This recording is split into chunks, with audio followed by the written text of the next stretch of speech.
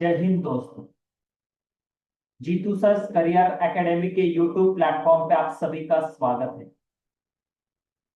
आज मैं आपके साथ एनडीए एग्जाम के लिए जो इंडियन कॉन्स्टिट्यूशन रिक्वायर्ड है उस टॉपिक के स्ट्रैटेजी पे हम आज बात करने वाले हैं, कुछ चीजें डिस्कस करने वाले हैं। आप सभी को पता है कि जनरल एबिलिटी टेस्ट गैट में अलग अलग सब्जेक्ट होते हैं। उसमें से सबसे ज्यादा प्रायोरिटी ज्योग्राफी को दी जाती है। उसके बाद है Indian history, then Indian polity, Indian economy, current affair, environment, English. ये सब सब्जेक्ट मिला के 600 मार्क का जनरल एबिलिटी टेस्ट का पेपर होता है।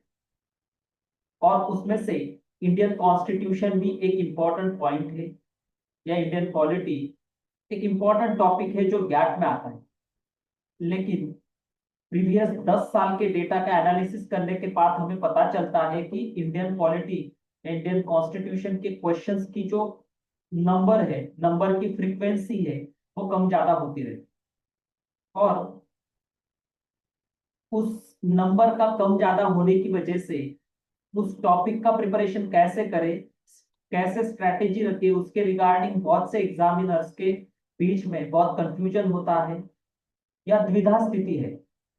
क्योंकि देखिए, एनडीए 2025 के सेकंड चरण में सिर्फ 2 क्वेश्चन इंडियन पॉलिटी के आते हैं।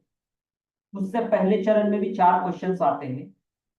तो ऐसे सिचुएशंस में क्या प्रिपरेटर पूरे इंडियन पॉलिटी के जो एम लक्ष्मीकांत जी की बुक है उसको प्रिपेयर करे, या कोई अदर स्ट्रेटेजी फॉलो फॉलो करे, उसके रिगार्डिंग बहुत कंफ्यूजन रहता है। तो वही कंफ्यूजन दोस्तों आज हम क्लियर करेंगे। एक सीधी सी बात है। देखिए, जो भी एनडीए की एग्जाम दे रहे, एनडीए की एग्जाम तीनों स्ट्रीम्स को अलाउड है, science, commerce as well as arts. लेकिन लगभग 90% से ज्यादा बच्चे साइंस स्ट्रीम से आते हैं। इसलिए वो बच्चे एनडीए के साथ अपना 11th 12th बोर्ड का भी प्रिपरेशन करते हैं, जिसमें फिजिक्स, केमिस्ट्री, मैथ आता है। या कोई लोग जेई और एनडीए साथ में करते हैं। तो इस सिचुएशन में पढ़ाई का बर्डन बहुत हेवी हो जाता है। और ऐसे सिचुएशन में इंडियन कॉन्स्टिट्यूशन पे कुछ सिलेक्टिव क्वेश्चन आने वाले हैं। तो उस केस में क्या हम पूरे एम लक्ष्मीकांत को पढ़ने की जरूरत है या नहीं? तो दोस्तों, एक चीज याद रखिए कि इस पूरे बुक को पढ़ने की जरूरत नहीं है।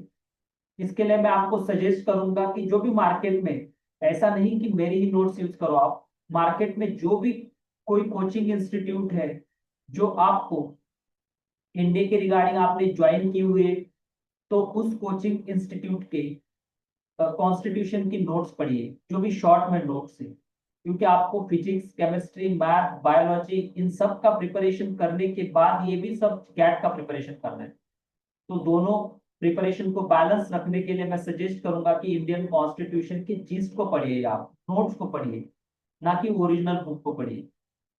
क्योंकि ओरिजिनल बुक आप पढ़ने जाओगे, उसमें से चीजें समझने जाओगे तो बहुत समय निकल जाएगा। दोस्तों, अभी मेरे पास एम लक्ष्मीकांत जी की बुक है। इस बुक की टोटल पेजेस है 800 पेजेस।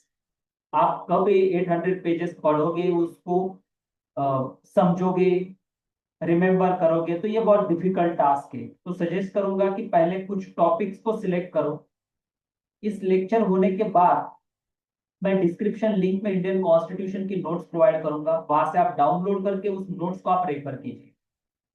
मैं सजेस्ट करूंगा कि आप जब भी इंडियन कॉन्स्टिट्यूशन पढ़ना स्टार्ट कर रहे हो तो फीचर्स ऑफ इंडियन कॉन्स्टिट्यूशन, उसके बाद fundamental rights, directive principle of state policies, president, governor, parliament, state legislature, supreme court and high court, ये कुछ selected points plus constitutional body का बेसिक कुछ हिस्सा, इतना ही आपको पढ़ना है।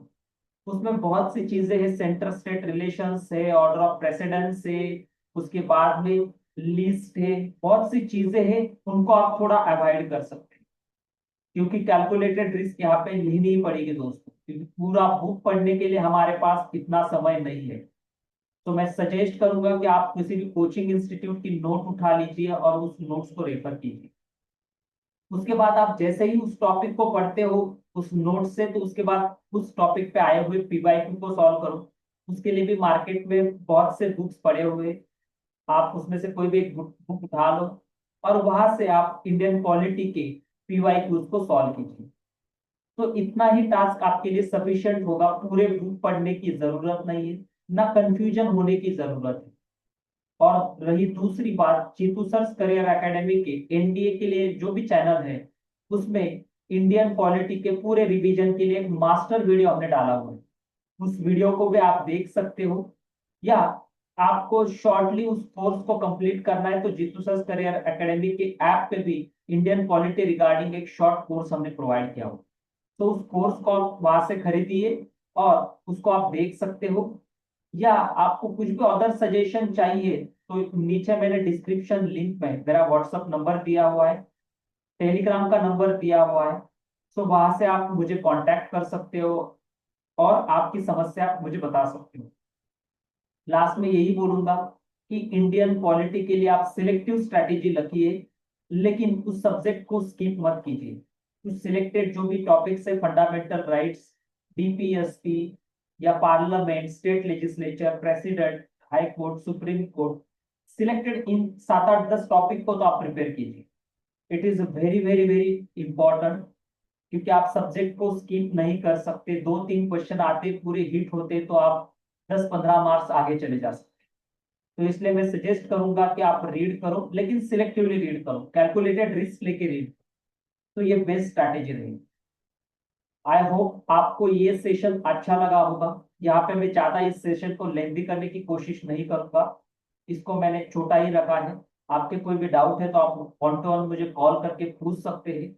Thank you so much for watching this video. ऐसे ही मैं इंडियन हिस्ट्री पे, इंडियन इकोनॉमी पे, करंट अफेयर पे स्ट्रैटेजी लेक्चर जल्दी अपलोड करूंगा। तो आप इस चैनल को लाइक कीजिए, शेयर कीजिए, सब्सक्राइब कीजिए, अपने ज्यादा से ज्यादा